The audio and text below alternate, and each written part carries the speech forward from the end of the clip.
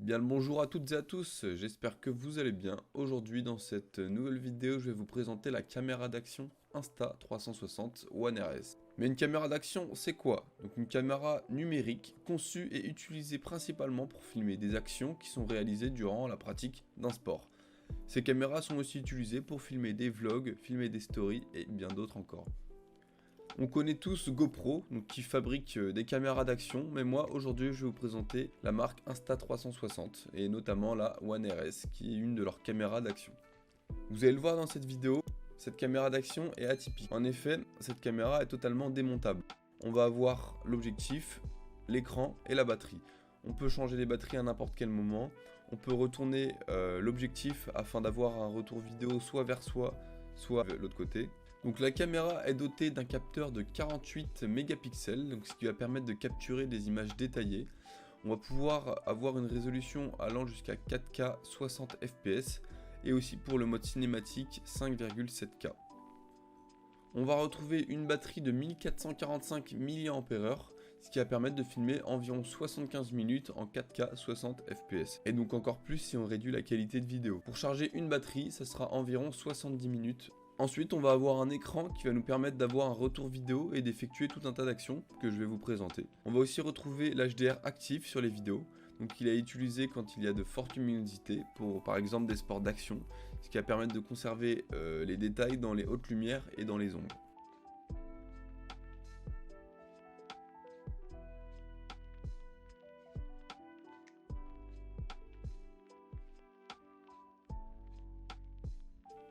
Sur la partie écran, on va retrouver la carte SD, donc là il n'y en a pas.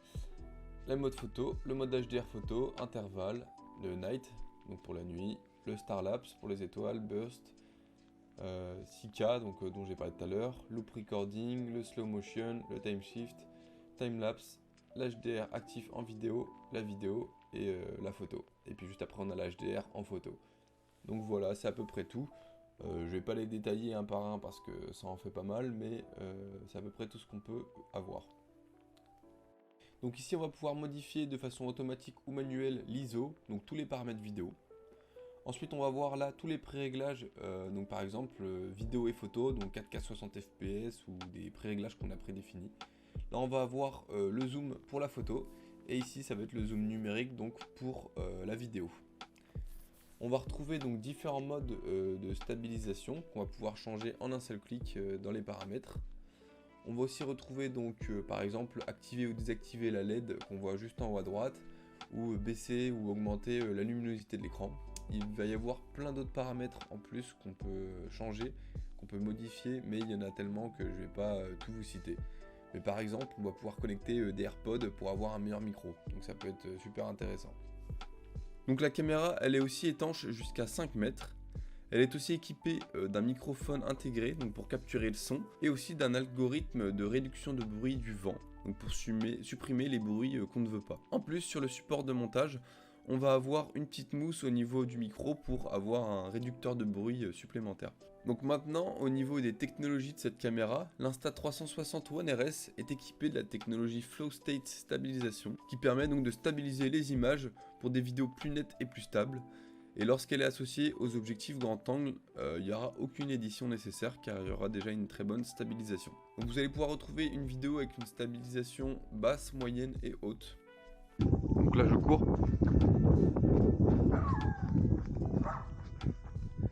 Et ensuite je me tourne et donc ça c'est en marchant. Et en même temps là donc je suis avec le support de montage. Et on a en plus la mousse de réduction de bruit.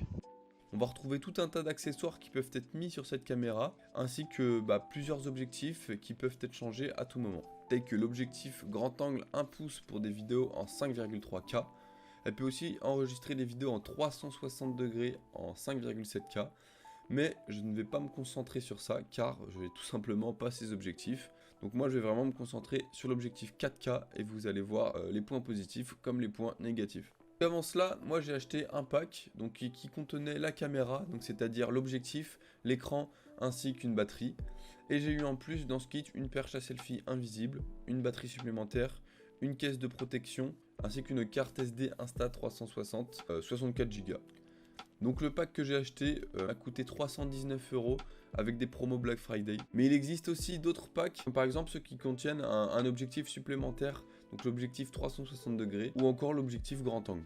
On va aussi pouvoir retrouver un grand nombre d'accessoires, comme par exemple la batterie boostée, donc une plus grosse capacité de batterie, le griffe porte-accessoires, donc pour accrocher des lumières par exemple, l'adaptateur de micro pour pouvoir brancher un autre micro que celui de la caméra, et encore plein d'autres accessoires. La caméra, elle est également dotée d'une connectivité sans fil, ce qui va permettre de l'utiliser avec notre téléphone ou une tablette et de pouvoir décharger les vidéos, éditer ces vidéos et donc pouvoir les publier directement par exemple sur Instagram, sur TikTok, etc. On va aussi avoir une application Insta360 sur l'ordinateur qui va permettre d'éditer les vidéos de façon un peu plus poussée, de pouvoir activer de la réduction de bruit par exemple, une réduction de bruit supplémentaire, ou encore d'ajuster les couleurs, mettre des filtres.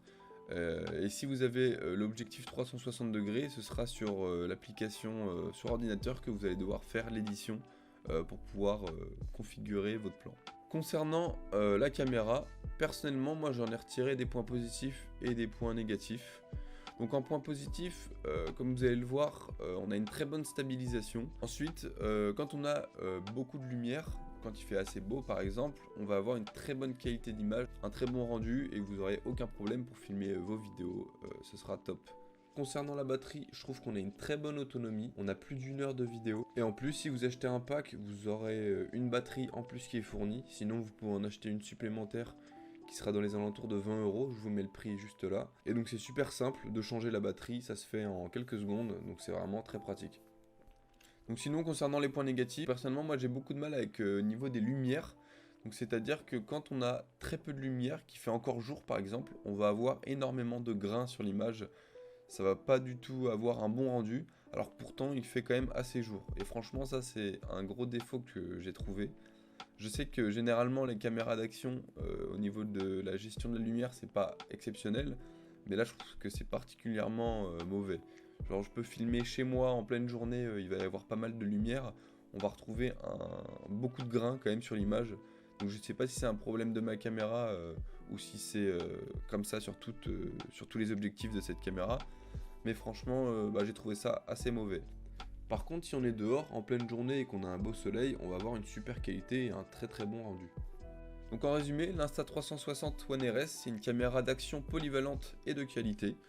Donc concurrente à la GoPro, car elle est totalement démontable. On va pouvoir changer les objectifs, mettre un tas d'accessoires, donc c'est super pratique. Mais personnellement je trouve qu'on a une très mauvaise gestion de la lumière, comme sur la plupart des caméras d'action, mais là je trouve ça assez prononcé, assez abusé. J'avais relevé deux autres points négatifs. Le premier c'était au niveau de la stabilisation.